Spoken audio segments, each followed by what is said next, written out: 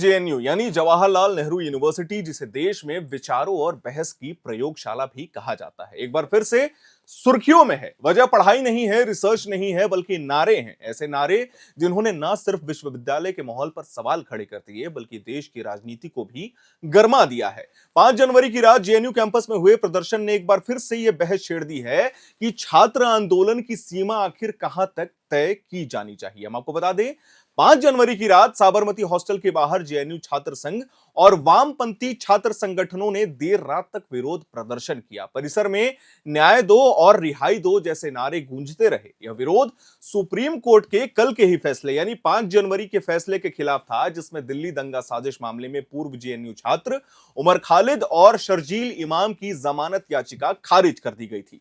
छात्रों का यह कहना था कि कोर्ट के फैसले से उन्हें निराशा हुई है और वे दोनों की रिहाई की लगातार मांग कर रहे हैं। लेकिन उसी बीच एक नारा लगा। ये प्रदर्शन सिर्फ न्याय और रिहाई की मांग तक ही सीमित नहीं रहा था। इसी दौरान कुछ ऐसे नारे भी लगे जो हमने आपको कहा, जिन पर पूरे देश में विवाद खड़ा हो गया। सोशल मीडिया पर सामने आए वीडियो में यह साफ तौर पर सुना गया कि प्रदर्शनकारियों ने प्रधानमंत्री नरेंद्र मोदी और गृह मंत्री अमित शाह के खिलाफ बेहद आपत्तिजनक नारे लगाए। सबसे पहले आप ये वीडियो देखिए।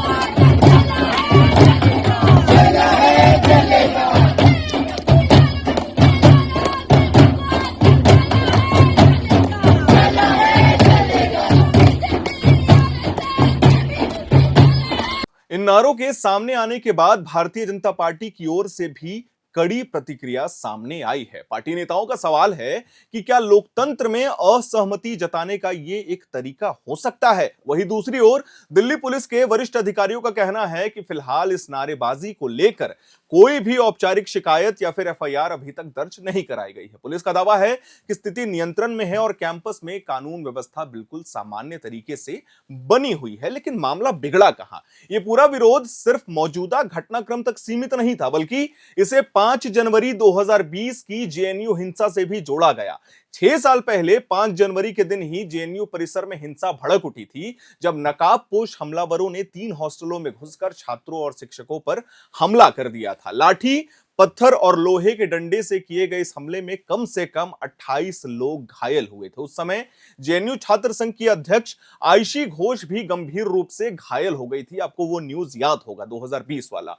5 जनवरी 2020 की हिंसा के बाद दिल्ली पुलिस की भूमिका पर भी गंभीर सवाल उठे थे। आरोप लगे थे कि जब कैंपस में हिंसा हो रही थी, तब पुलिस समय पर हस्तक्षेप करने क्यों नहीं पहुंची। बाद में जब एफआईआर दर्ज की गई तो उसमें छात्र संघ के नेताओं के नाम भी शामिल किए गए थे, जिस पर बाद में बहुत बड़ा विवाद हुआ था। आज भी छात्रों और शिक्षकों का सवाल है कि 6 साल बीत जाने के बावजूद नकाबपोश हमलावरों की पहचान अभी तक क्यों नहीं की गई है। इसी सवाल को उठाने के लिए इस बार जेएनयू शिक्षक संघ और छात्र संघ ने साबरमती हॉस्टल के पास गोरिल्ला ढाबा लगाकर प्रतीकात्मक विरोध दर्ज कराया है। आयोजकों का कहना था कि यह विरोध उस हिंसा की याद दिलाने के लिए है जिसका अब तक कोई भी समाधान सामने नहीं आया है। छात्रों का मानना है कि जब तक दोषियों को सजा नहीं मिलती, तब तक उनका संघर्ष जेएनयू और पूरे दिल्ली में लगातार चलता रहेगा। इस विरोध प्रदर्शन के दौरान एक और मुद्दा सामने आया जिसने छात्रों की नाराजगी को और भी बढ़ा दिया है। वो मुद्दा था विश्वविद्यालय परिसर में प्रस्तावित फेशियल रिकॉग्निशन सिस्टम का। छात्र नेताओं का यह आरोप है कि इस सिस्टम के जरिए कैंपस को निगरानी क्षेत्र में बदला जा रहा है, यानी कि जेल बनाया जा रहा है। उनका कहना है कि यह सुरक्षा के नाम पर छात्रों की गतिविधियों पर नजर रखने की कोशिश है, जिससे विश्वविद्यालय की स्वतंत्र सोच और खुला माहौल खतरे में पड़ सकता है। लेकिन जेएनयू छात्र संघ अध्यक्ष अदिति मिश्रा ने यह कहा कि हर साल 5 जनवरी को छात्र और शिक्षक कैंपस में हुई हिंसा के खिलाफ प्रदर्शन करते हैं। उनके अनुसार यह विरोध किसी एक व्यक्ति या सरकार के खिलाफ नहीं है, बल्कि हिंसा और अन्याय के खिलाफ है। हालांकि हम आपको बता दें, विवादित नारों को लेकर छात्र संघ ने सीधी जिम्मेदारी लेने से दूरी बना रखी है। इस पूरे घटनाक्रम के बाद सबसे बड़ा सवाल तो यही खड़ा होता है ना कि विरोध और अभिव्यक्ति की आजादी की सीमा आखिर कहां तक तय की जा सकती है। क्या असहमति जताने के नाम पर किसी भी तरह की भाषा का इस्तेमाल सही है? और क्या छात्र आंदोलन, जो कभी विचारों और तर्क की पहचान हुआ करता था एक जमाने में, अब टकराव और उत्तेजना की ओर लगातार बढ़ता जा रहा है, खासकर जेएनयू जैसे विश्वविद्यालय में? जवाहरलाल नेहरू विश्वविद्यालय एक बार फिर से देश की बहस का मुद्दा बन गया है। एक तरफ छात्र हैं जो न्याय, आजादी और सवाल पूछने की बात कर रहे हैं, वहीं दूसरी ओर ऐसे नारे हैं जो लोकतांत्रिक मर्यादाओं पर लगातार सवाल खड़े करते आए हैं। अब यह बहस सिर्फ जेएनयू तक सीमित नहीं रहा है, यह पूरी दुनिया में फैल गया है, बल्कि लोग ये सवाल पूछ रहे हैं, निरंतर इसके बारे में चर्चा कर रहे हैं कि इसमें प्रधानमंत्री नरेंद्र मोदी और अमित शाह की क्या गलती है, जबकि जो याचिका खारिज की गई थी शर्जील इमाम की और उमर खालिद की, वो सुप्रीम कोर्ट ऑफ इंडिया के बेंच ने की थी, ना कि सेंट्रल गवर्नमेंट ने की थी। आपको याद होगा दिल्ली दंगा कितना बड़ा मामला था, सीएए एनआरसी को लेकर के प्रोटेस्ट में कितना उग्र हो गया था वो उस समय।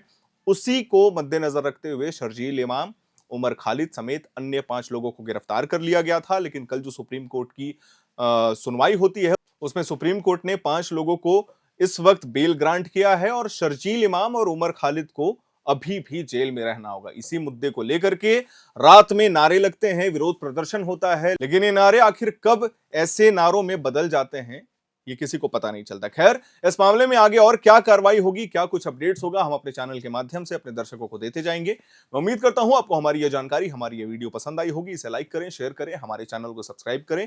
कैमरे के पीछे मौजूद है मेरे सहयोगी अभिषेक मुकुंद, मेरा नाम है हर्षित और आप देख रहे हैं एयर नाउ।